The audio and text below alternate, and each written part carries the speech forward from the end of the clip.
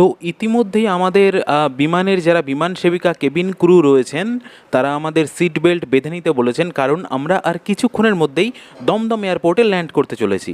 তোমরা নিচে দেখতে পাচ্ছ কলকাতা, পুরো কলকাতাটাকে দেখা যাচ্ছে। আমরা এখন কলকাতার আকাশে রয়েছি, আর কিছুক্ষণের মধ্যেই আমরা দমদম এয়ারপোর্টে ল্যান্ড করব। আমি চেষ্টা করব পুরো ভিডিওটা তোমাদের এইখানে দেখানোর, তো তোমরা আমার সঙ্গে থাকো।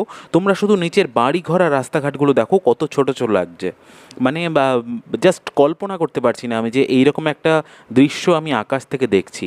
তোমরা নিচের রাস্তাঘাটগুলো দেখো কত ছোট ছোট, মানে গাড়িগুলো আমি জানি না ক্যামেরায় কতটা দেখা যাচ্ছে, মনে হচ্ছে যেন ছোট ছোট পিঁপড়ে যাচ্ছে ওই রাস্তা দিয়ে।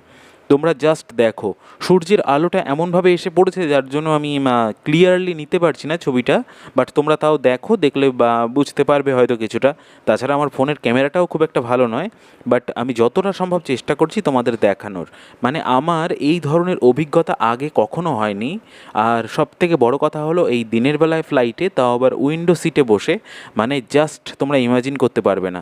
তার উপরে নিজেদের পরিচিত জায়গাটাকে আকাশ থেকে এইভাবে দেখা, তার যে কী অনুভূতি, মানে আমি তোমাদের সেটা বলে বোঝাতে পারবো না।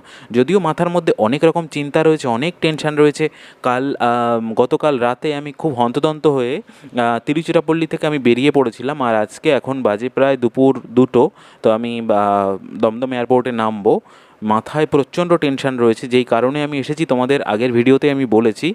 তো পরে আমি আরও বিষয়গুলো তোমাদের ডিটেলসে দেখাবো, বাট এই মুহূর্তে তোমরা এই দৃশ্যটা এনজয় করো। শুধু দেখো নিচের মাঠ ঘাট বাড়িঘরগুলো কত সুন্দর লাগছে। আর আমি যেখানে সিটটা পেয়েছি পাশেই ইঞ্জিন রয়েছে একটা, তার জন্য অনেকটা ভিউ গার্ড হয়ে গিয়েছে, ব্লক হয়ে গিয়েছে, বাট তাও আমি যতটা সম্ভব চেষ্টা করছি তোমাদের সুন্দরভাবে দেখানোর। তোমরা শুধু দেখো দৃশ্যটা, মানে নিচের বাড়ি ঘরগুলো লিটারেলি একদম মানে এত ছোট ছোট লাগছে, মানে আমি তোমাদের বলে বোঝাতে পারবো না।